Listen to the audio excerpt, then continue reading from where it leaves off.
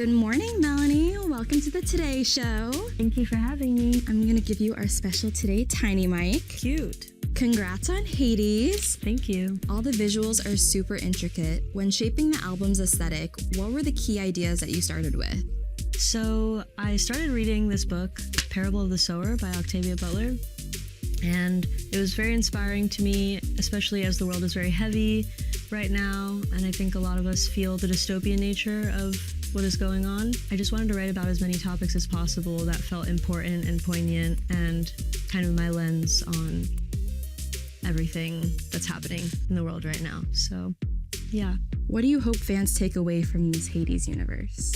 I hope that they can feel a sense of community and togetherness, and that like our collective grief can kind of help us come together rather than push us apart, build community over, individualism, which is very rampant in America, and that's pretty much it. I just want to bring people together.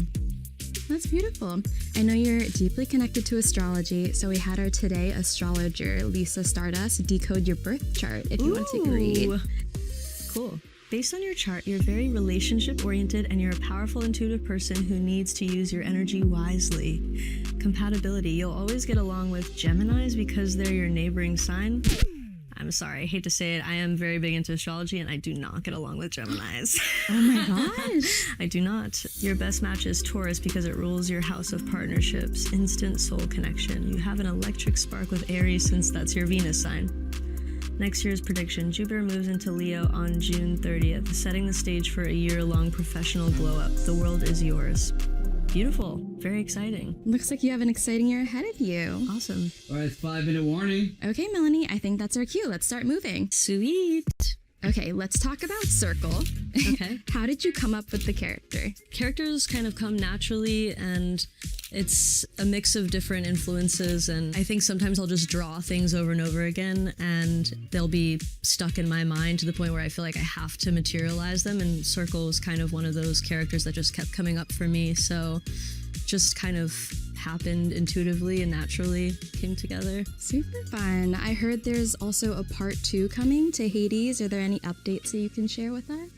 I don't have any particular updates. I'm actually still finishing up that album because I want to make sure that it's perfect and I feel 100% about it before I release it into the world. So I just wrote a couple new songs actually for it this year, funny enough, and I'm just constantly writing, and I have one more song left that I want to write for it, and then it should be done, and then I'm not sure when it's gonna come out, but I'm really excited about it. Okay, I'm obsessed with this look today. Can you break down what you're wearing, maybe who you're wearing? So I love costume designing. It's one of my favorite things. I love designing things in general, so I'll just sit for hours on my iPad and draw up little, endearing kind of drawings. I'm not very good at drawing, but it's something I do just to be able to like get an idea across. So this was one of the drawings that I had on my iPad that I worked with an amazing team of people on. So I'm very grateful and lucky to be working with such amazing people.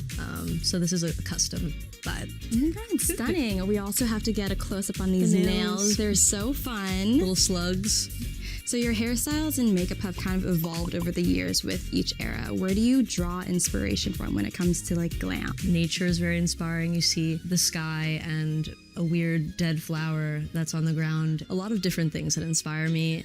So I just kind of pick and choose wherever, my heart kind of goes. Fun. Okay, we have a surprise for you in the kitchen behind me if you want to come over this way. We know you love matcha. I do love matcha. So we set up a little matcha station for you if you want a little caffeine boost. Oh, I would actually need it so bad. So Thank you so much. Of course. No pressure to actually drink it after you're done, but obviously feel free. Thank you so much. We thought it might be a little therapeutic to make it. That would be great, yeah. And you got pistachio milk, so it's my favorite. Thank you. So what's your usual go-to order?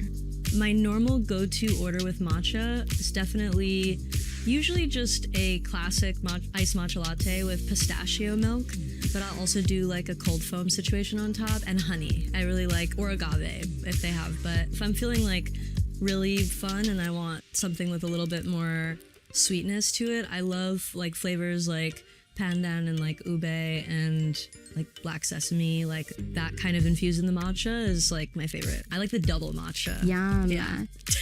How many All the matchas? caffeine. How many matchas do you typically drink in a day? 4.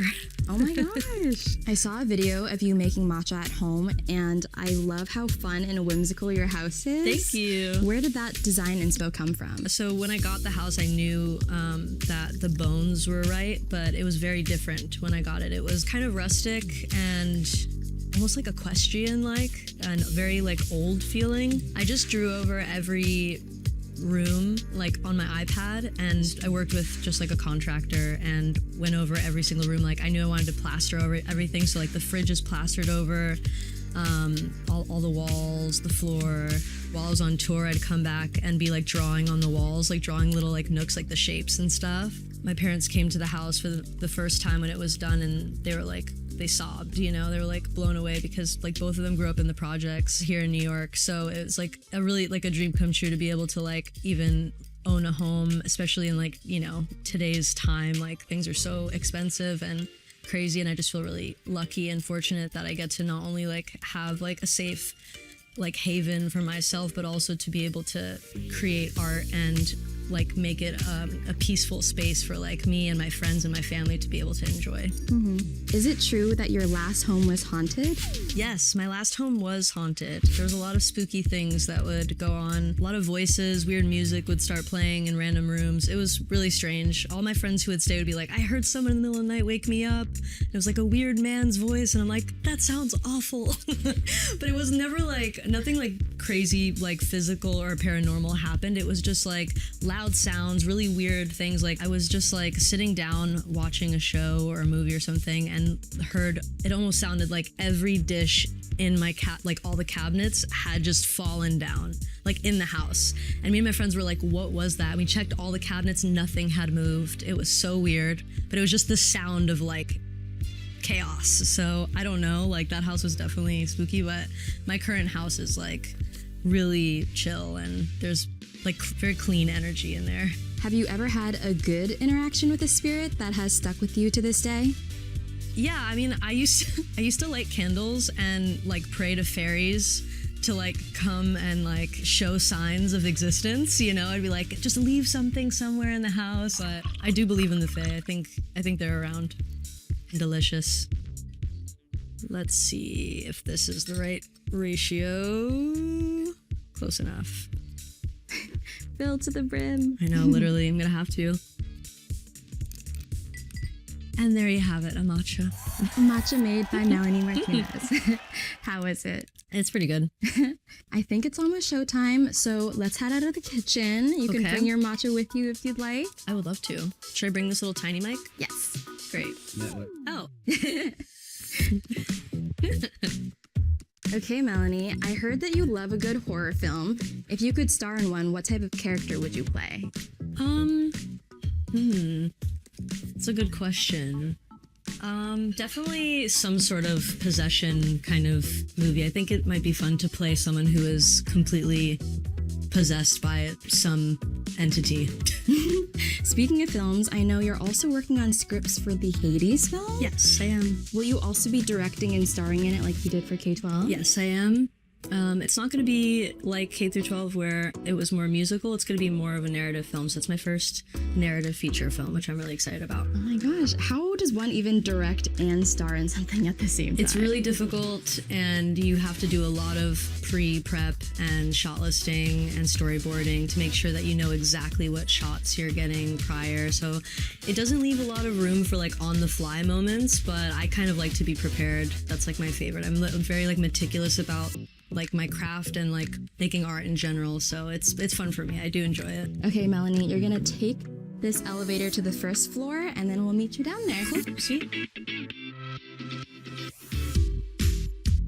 So before we part ways, it's Today's Show tradition to sign our signature wall. Will you do the honor? Yes, absolutely. Perfect. We'll come down this hallway. Here's our wall. We have a fresh new one for you. Sweet. I'm gonna... I can hold your mug. Thank you so much.